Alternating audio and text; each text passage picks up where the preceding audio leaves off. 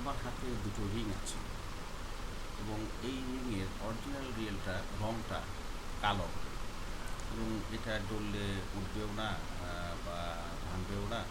আসলে রিয়েলি এই দুটোই একটা সাদা ফ্রেমের মধ্যে কালো রং, সাদা ফ্রেমটা সাদা এবং ভিতরে এর পিনটা কালো রং।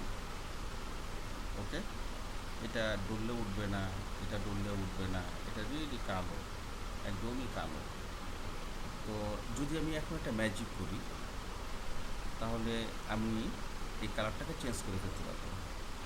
তো একটা রিয়েল ম্যাজিক করি, রেডি, কালো এবং দু সাইডই কালো।